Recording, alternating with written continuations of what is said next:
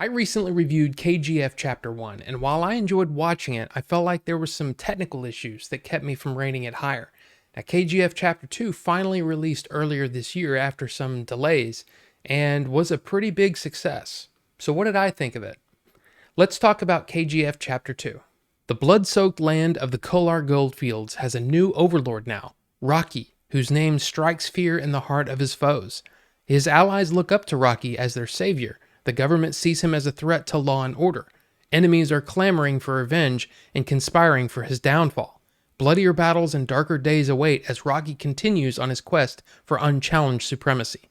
The movie stars Yash, Sanjay Dutt, Raveena Tandon, and Srinidhi Shetty. As I said, my issues with K.G.F. Chapter 1 were technical, right? The editing to me was choppy, and even to a certain extent so strange in the way that it was shot. It actually broke some rules of filmmaking that made it confusing for, well, I would say the audience, but at least for me, it was a little confusing. K.G.F. Chapter 2's editing, thankfully, is clear. It's snappy. It's sharp.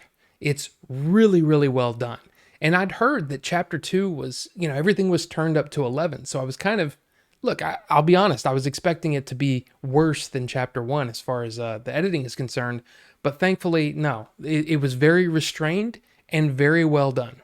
Now, I'm not so sure if this was a subjective problem just for me, but I found that K.G.F. Chapter 1 in the sound area, the sound effects felt overdone and almost to the point where they sounded like they were clipping, which made it sound distorted, and I really didn't enjoy that. It was probably one of my least favorite things about that first movie. Here, the sound effects are great. Everything just seems like on another level than Chapter 1. And I mean, that may just be that the filmmakers got more comfortable and were able to do things technically better. All I can say is that, yeah, none of those technical issues were here this time.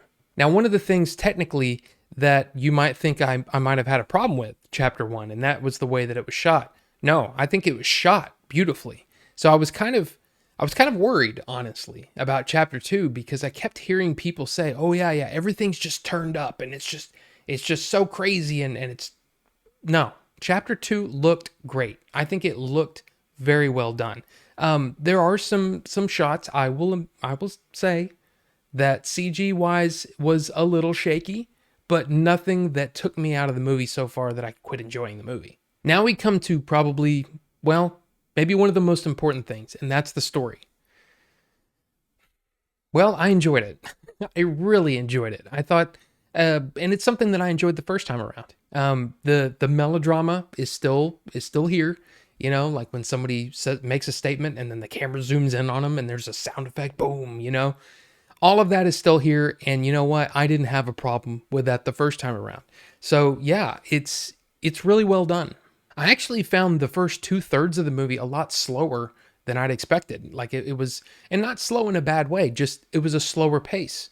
And I was kind of surprised because everybody kept saying, "Oh my gosh, the movie's just insane." And yeah, I mean, it was fine. But that 2/3 mark, man, I'm telling you, it's like the movie came alive. It was like they found another gear. And yeah, I really, really enjoyed the last third of this movie immensely. The movie is fun, okay? And it's definitely more of an escapist kind of movie. I mean, there are times when there's probably going to be people that say, "Oh yeah, the physics don't make any sense and it's ridiculous for this one man to take out all these." Look, it's just fun. It's a fun movie. And even though I feel like they telegraphed the ending a little bit, like I kind of felt like I knew what was going to happen, I still enjoyed it. I still had a great time watching it. I will say though, I get it now. I get why this movie is so popular. I get why some people don't like it, but I get why a lot of people do. And that's because it's wish fulfillment on a grand scale.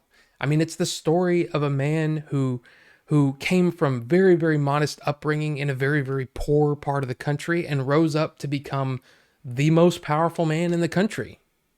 That's inspiring. I get it. And in fact, it kind of reminds me of the way that people rallied around Scarface, with Al Pacino. Of course, it's the same sort of story. And it's that, I guess that that dream of having that power that is, well, like I said, it's wish fulfillment. I get it. It makes sense. All that being said, I will say that it's not exactly my cup of tea, right? I like the more, I don't know, the more fanciful, the more fun kind of movies, right? Because like to me, the everything's so serious and sort of dour in this movie, and I kind of wish that it was I don't know, a little more fun, instead of so straight laced all the time. I mean, I enjoyed the movie. I enjoyed the movie for what it was. I just, like I said, I wished it was a little more fun. So I'd probably still give this like a 3.25 stars.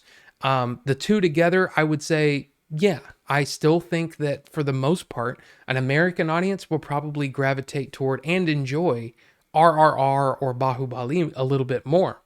But if you're like me, taking your next steps into Indian filmmaking, this is a great choice and something that you should definitely have on your list. So, KGF, chapter 1 and 2 are now done, and possibly something else coming from KGF, like another chapter. We'll see.